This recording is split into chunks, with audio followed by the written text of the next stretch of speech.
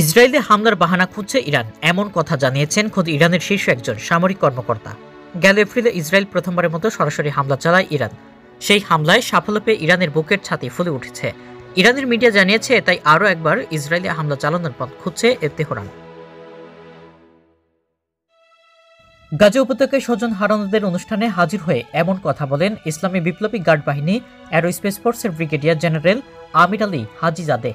ইরানের শীর্ষ এই কর্মকর্তার সঙ্গে সাক্ষাৎ করা ব্যক্তিরা গাজা থেকে এসেছেন তিনি, তা নিশ্চিতভাবে জানা যায়নি। হাজিজাদেহের বরাতে বেহের নিউজ জানায়, আমরা অপারেশন টু প্রমিস টুর সুযোগ আসার অপেক্ষায় রয়েছি। মধ্যপ্রাচ্য, যুক্তরাষ্ট্রের নজরদারি ড্রোন এবং ইরাকে মার্কিন ঘাঁটিতে হামলার জন্য গর্ব প্রকাশ করেন হাজিজাদে। 2020 সালে ইরাকে মার্কিন ঘাঁটিতে রকেট হামলা চালিয়েছিল ইরান। দেশটির ইসলামী বিপ্লবী গার্ড বাহিনীর একজন মেজর জেনারেল কাসেম সুলাইমানি হত্যার প্রতিবাদে ওই হামলা চালায় তেহরান। ইরাকের বাগদাদে এক মার্কিন ড্রোন হামলায় নিহত হয়েছিলেন সুলাইমানি।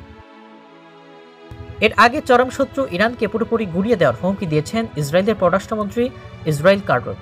সামাজিক যোগাযোগের মাধ্যম এক্সে দেওয়া এক পোস্টে কাটজ লেখেন, যারা ধ্বংসের হুমকি দেয় তারা ধ্বংস হয়ে যাওয়াটা তাদের জন্য প্রযোজ্য। লেবাননের প্রতিরোধ যোদ্ধারা যদি ইসরায়েলে হামলা চালানো বন্ধ না করে এবং সীমান্ত থেকে সরে না যায়, তাহলে তাদের বিরুদ্ধে পূর্ণ শক্তি প্রয়োগেরও হুমকি দিয়েছেন ইসরায়েলের পররাষ্ট্রমন্ত্রী।